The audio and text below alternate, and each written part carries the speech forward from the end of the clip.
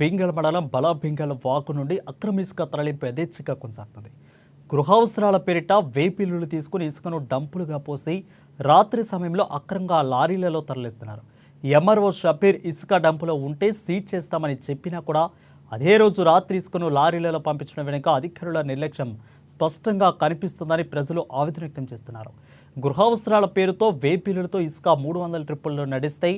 అందులో ఎన్ని నిర్మాణాలు జరుగుతున్నాయి, ఎక్కడికి వెళ్తున్నాయని ప్రాథమిక విచారణ లేకుండానే వేబిల్లులు కూడా ఇవ్వడం ఏంటని ప్రజలు మండిపడుతున్నారు. ఇక ప్రభుత్వ ఆదాయానికి గండి కొట్టే విధంగా ఇసుక మాఫియాతో అధికారులు కుమ్మక్కయ్యారని వాదన వినిపిస్తున్నాయి. అయితే నిజనిజాలు గుర్తించి ఇసుకను తరలించే ముఠా సభ్యులపైన చర్యలు తీసుకోవాలని ప్రజలు డిమాండ్ చేస్తున్నారు.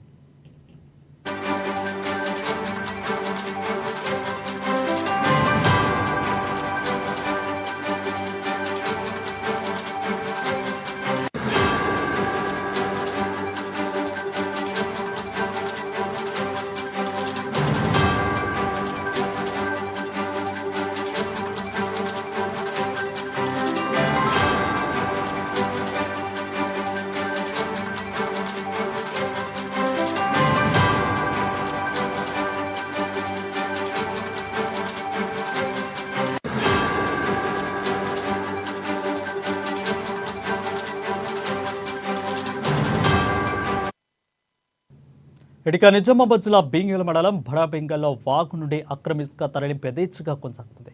గృహావసరాల పేరిట వేపిల్లులు తీసుకుని ఇసుకను డంపులుగా పోసి రాత్రి సమయంలో అక్రమంగా లారీలలో తరలిస్తున్నారు. ఇక ఎంఆర్ఓ షబీర్ ఇసుక డంపులు ఉంటే సీజ్ చేస్తామని చెప్పినా కూడా అదే రోజు రాత్రి ఇసుకను లారీలలో పంపించడం వెనుక అధికారుల నిర్లక్ష్యం స్పష్టంగా కల్పిస్తుందని ప్రజలు ఆవేదన వ్యక్తం చేస్తున్నారు. దీనిపై మరింత సమాచారం మా నిజామాబాద్ నుంచి మా ప్రతినిధి నవీన్ అందిస్తారు. నవీన్, చెప్పండి, ఇంత స్పష్టంగా కనిపిస్తున్నా కానీ వీళ్ళ నిర్లక్ష్యం అసలు ఏంటి, అక్కడ ఏం జరుగుతుంది అసలు?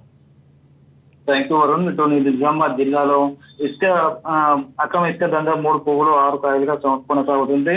ఇటు వేబిల్లుల పేరిట అక్రమ ఇసుకను అక్రమంగా తరలిస్తున్నారు. ఇటు అధికారులు ఎంత చెప్పినప్పటికీ కూడా వాళ్ళ మాటలు చిన్న విషయం బట్టి ఇసుక మాఫియా విచ్చలవిడిగా రాత్రి సమయంలో కూడా ఇసుకను తరలిస్తున్న పరిస్థితి మాత్రం కనిపిస్తుంది. నిజామాబాద్ జిల్లా బీంగల్ మండలం బడబింగల్ వాగు నుండి గృహావసరాల పేరిట వేబిల్లులు తీసుకుని ఎంఆర్ఓల వేబిల్లు తీసుకుని మరి ఇసుకను డంపు చేసి రాత్రి సమయంలో ఎవరు లేని సమయంలో రాత్రి సమయంలో కూడా ఇసుకను ఇతర ప్రాంతాలకు తరలిస్తున్నారు. అయితే దీనిపై అక్కడ ఉన్నటువంటి గ్రామస్తులు కూడా ఎంఆర్ఓ షబీర్ కూడా సమాచారం అందించారు. అయితే ఇసుక అక్రమంగా ఇసుక తరలించవద్దని చెప్పి, అలా తరలిస్తే వాటిని సీజ్ చేస్తామని చెప్పి కూడా ఎంఆర్ఓ షబీర్ చెప్పినప్పటికీ కూడా ఇసుక సురులు వినకుండా వారికి మాట చెప్పిన అధికారులు అదే దందా కొనసాగుతున్న పరిస్థితి మాత్రం కనిపిస్తుంది. అయితే గృహావసరాల పేరుతో బిల్లుల కోసం నిన్న ఇసుక 300 ట్రిప్ నడిపిస్తే అందులో ఎన్ని నిర్మాణాలు జరుగుతున్నాయి, ఎక్కడికి వెళ్తున్నాయి అనే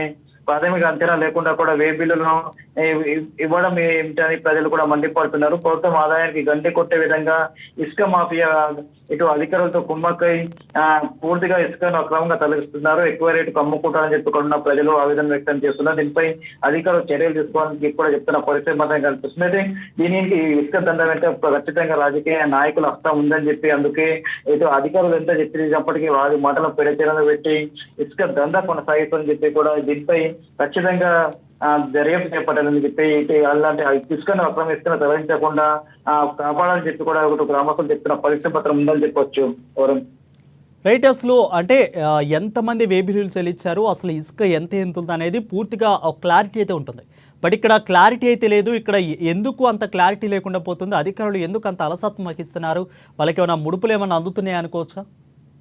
ఖచ్చితంగా, ఎందుకంటే ఒక వేబిల్ తీసుకుని తమ ఇంటి కోసం ఇన్ని ట్రాక్టర్లు ఇసుక కావాలని చెప్పి వేబిల్లు తీసుకుంటారు. అయితే ఆ తీసుకున్న తర్వాత ఒక వేబిల్ మీద 3-4 ట్రిప్పుల ఇసుక కూడా తరలిస్తూ అవకాశం ఉంటుంది. ఎందుకంటే కేవలం ఒక ఇంటి అవసరం కోసం 3 ట్రిప్పులుగా ఇసుక కావాలని చెప్పి వేబిల్ తీసుకుంటే అతను 10 ట్రాక్టర్లు, అదే ఒక వేబిల్ మీద 10 ట్రాక్టర్లు కూడా తీసుకెళ్తున్న పరిస్థితి మనకు కనిపిస్తుంది. రాత్రి సమయంలో ఒక డంపు చేసి రాత్రి సమయంలో ఆ ఇసుకని ఎక్కువ రేటుకు అమ్ముకుంటున్నాడు. దీంతో ఇటు ప్రభుత్వానికి గండి పడే పరిస్థితి మాత్రం ఉందని చెప్పవచ్చు. అయితే దీని మీద ఖచ్చితంగా అధికారులకు కష్టం ఉందని కూడా తెలుస్తున్న పరిస్థితి మాత్రం కనిపిస్తుంది. ఎందుకంటే ఇదంతా ఈ తతంగం అంతా ఇటు అధికారులు తెలుసు, వాళ్ళకు ఇటు ముడుపులు చెల్లించి ఇసుక మాఫియా ఇదంతా దందా కొనసాగిస్తారని చెప్పి కూడా ప్రజలు మండిపోతున్న పరిస్థితి మాత్రం ఉందని చెప్పవచ్చు.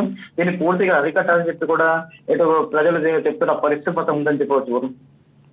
ఏటైతే కాపాడాల్సిన అధికారులే ఇలా ఇసుక మాఫియాతో కుమ్మక్కయ్యారంటే ఇక ప్రభుత్వం ఎలాంటి చర్యలు తీసుకుంటే కానీ ఇసుక మాఫియాకి అడ్డుపట్టవేయగలరు?